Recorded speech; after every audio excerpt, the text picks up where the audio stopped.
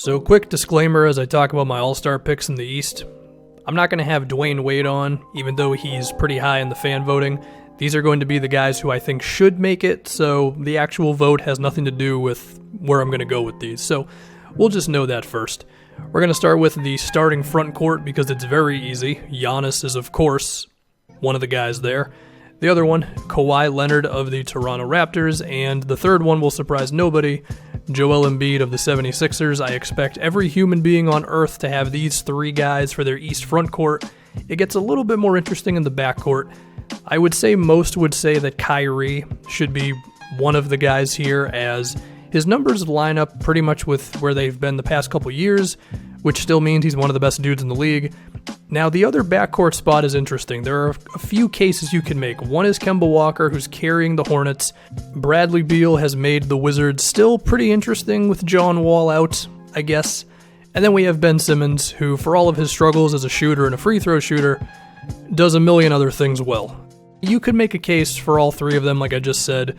And if someone has, let's say, Bradley Beal, even though I'm not going to have him as one of my starters, I'm not going to think you're crazy for saying that. Similar thing for Ben Simmons, but my pick for the other starting backcourt spot is going to be Kemba Walker, because I think if it was not for him, the Hornets would never score a single basket a game. And you could say a similar thing for Beal, I get it, but Kemba's just been doing it a little longer. So my starting five in the East, Kyrie Irving, Kemba Walker, Kawhi Leonard, Giannis, and then Joel Embiid. Now, the two backup guards, these are pretty easy to figure out. One of them is going to go to Bradley Beal, who has, of course, been amazing this year as the Wizards play him an insane amount of minutes, and he's been backing it up, improving all across the board. The other is Ben Simmons. His playmaking, rebounding, and still his ability to attack the basket and put up a whole lot of points and be extremely efficient while not having a jump shot is pretty damn wild.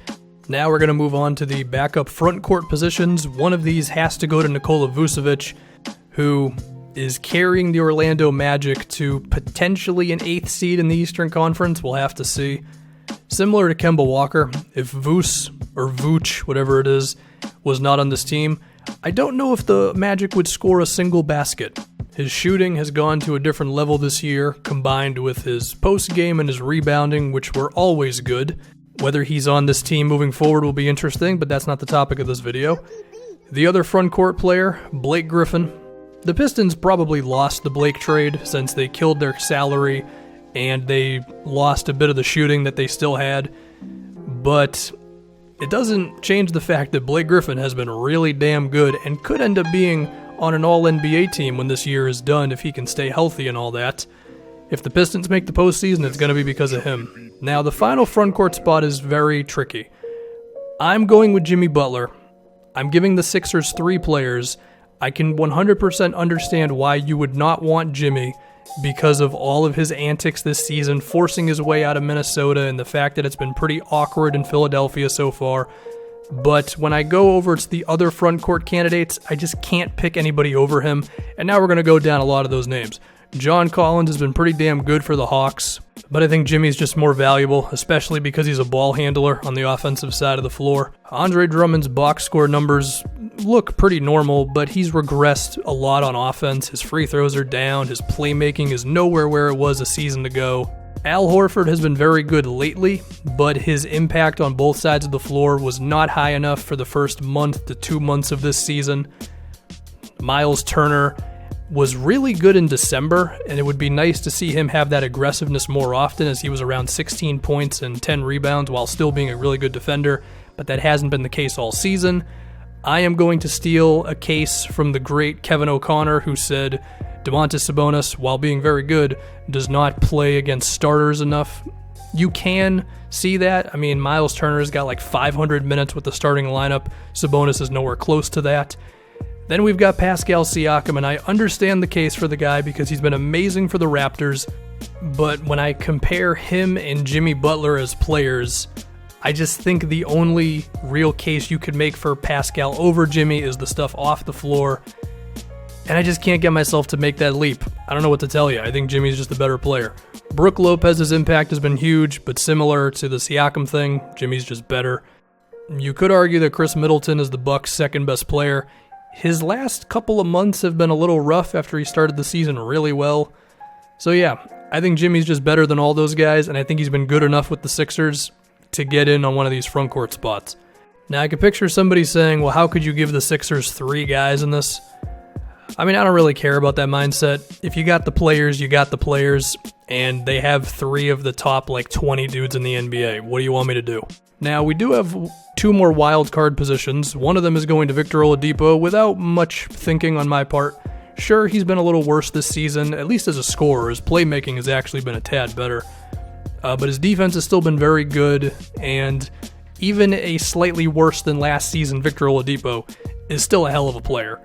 Now we have a gauntlet of players that we could decide for the last wildcard spot. A few of them have already been mentioned. I think the leader of that group can probably be Pascal Siakam because his overall impact for this Raptors team is massive, but we do have to also talk about a teammate of his, and that is Kyle Lowry. His efficiency has been rough for a while now. The question is, has it been so bad to trump the things that he still does very well, which is defense, playmaking, and the overall feng shui of the Raptors, if you will?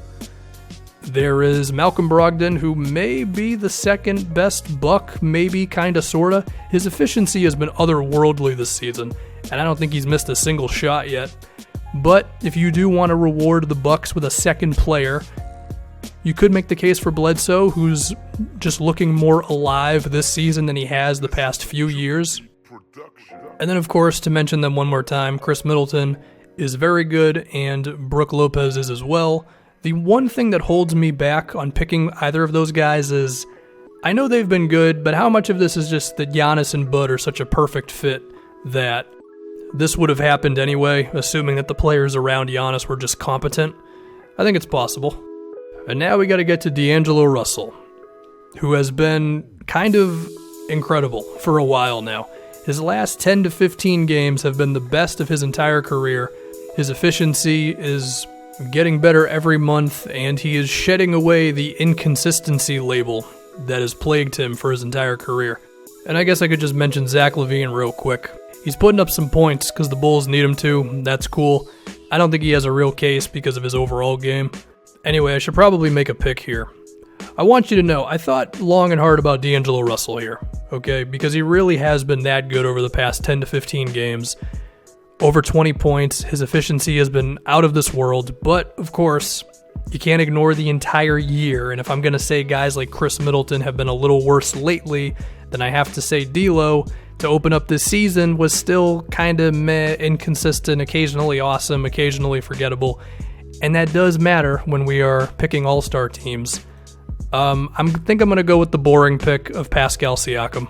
Now, I probably shouldn't say boring because Siakam's one of the most exciting players in the league. His impact for this Raptors team may be approaching the ballpark of Draymond Green levels. I mean, he's not there just yet, especially on defense, but he's not too far away. In his overall game, the hustle, offensive rebounds, the defensive impact that he still has, and the way that he figures it out on offense with his shot making and his playmaking, the dude really has been awesome. And this is your recap, because the production value on this channel is just, well, it is what it is.